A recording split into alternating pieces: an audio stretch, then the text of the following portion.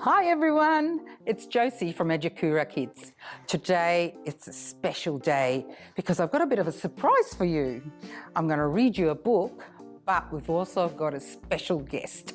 And I'm not going to tell you about him, not yet, but we'll talk about him after the book. Okay, so today's book is called Grandmama Garvey Goes to the Zoo. So let's see what Grandmama Garvey gets up to. She's a very naughty grandma, just like me. Okay, so when Grandmama Garvey went to the zoo, she was looking for something exciting to do.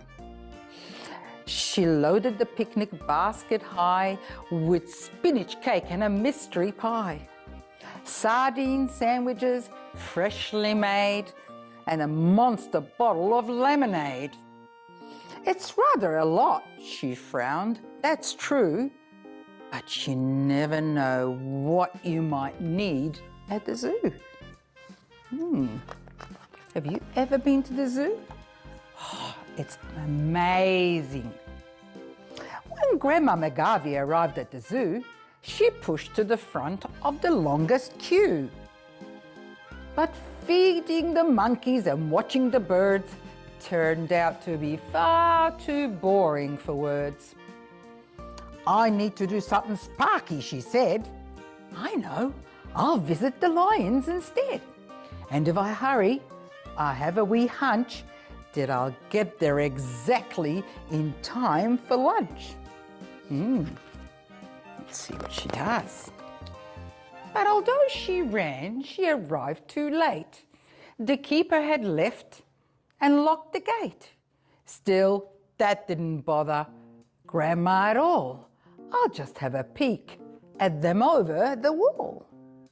So she hitched up her skirts and raced to the top, but she clambered so fast that her legs wouldn't stop.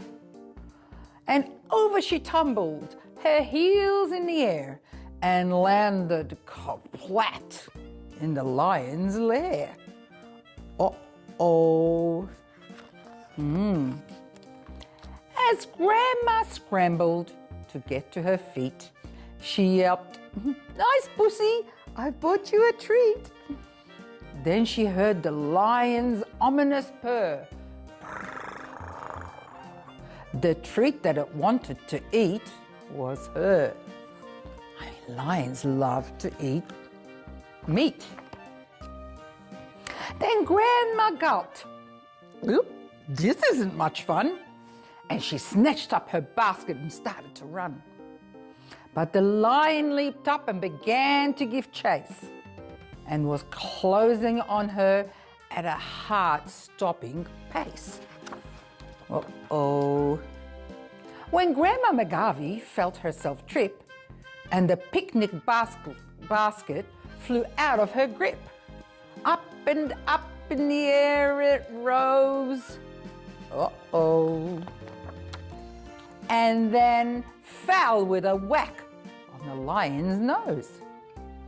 Poor lion. The lion went cross-eyed and started to cry. But then it caught sight of the mystery pie, and it gobbled that picnic basket and all, while Grandma nipped softly and safely back over the wall. Then she mopped her glasses and shook her head. "You don't pick a fight with a lion," she said. "I agree."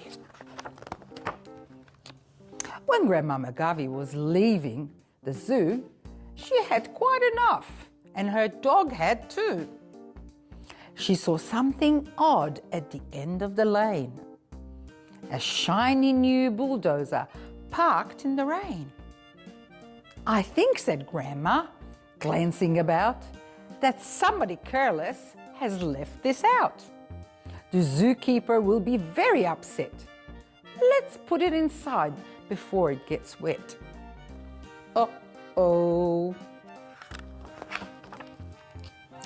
So she hauled herself up on the driver's side, and the dog, of course, went along for the ride. She grabbed at the gear stick and muttered a curse as it slipped from her hand and ripped into reverse. Oh my goodness. Then the dozer shot backwards into a tree and the dashboard came smashing up into her knee, while the dog went wild and started to yelp, then gave a great heave and was sick in her lap.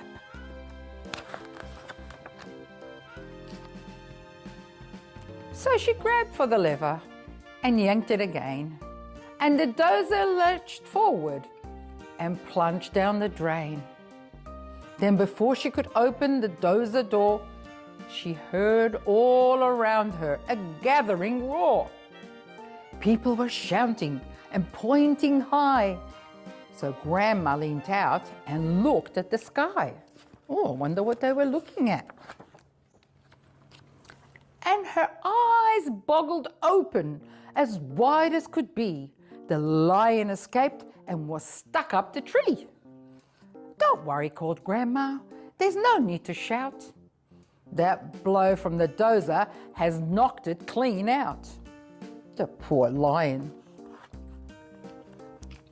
Then she jumped from her seat and they saw she was right, for the lion looked dazed or frozen with fright. Some people thought that the spinach cake might have given the lion a huge tummy ache.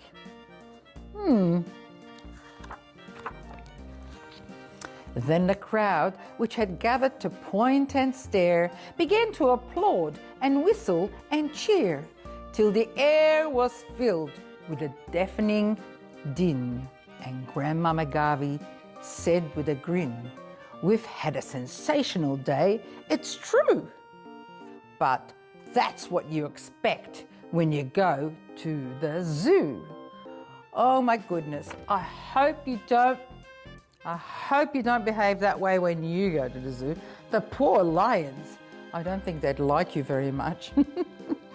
Anyway, make sure you like us and subscribe to Edukura Kids. And today, after this, now we've got this special guest and his name is Rocking Russell.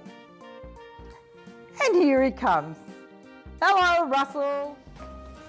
Hi everyone, I'm Rockin' Russell and I work in a library and I bring music to my story times, music and movement, and I've got a song that's called A Simple Hello.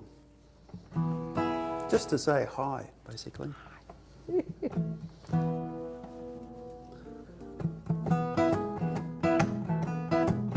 If you had a hat, you could raise it high, get a happy thought and make us smile. These are things we do as we to and fro, to simply say hello. Well, a cat might purr and a dog might lick. You might catch a wink if you're really quick. These are things we do as we to and fro, to simply say hello. Hello, hello. Hello, hello. You can't shake a hand with a fist. It's a friendship that you might have missed. Just give it a chance to grow and simply say hello. I could leave the ground in a rocket ship, fly around the world, take a trip. I could wave to all my friends below and simply say hello. Don't be tongue-tied when you meet someone. You only need a single word when all is said and done. If you had a hat, you could raise it high, get a happy thought and make us smile. These are things we do as we to and fro, to simply say hello. Hello, hello, hello, hello, hello, hello, hello, hello. Hidan, namaste, ni hao, ciao. Ooh, hello, Russell. Hello, Josie. Well, thank Hello, you for everyone. Thank you for joining us, and don't forget to like us and subscribe to Ejikura Kids. And from Russell and I, goodbye. Bye, everyone. Or hello.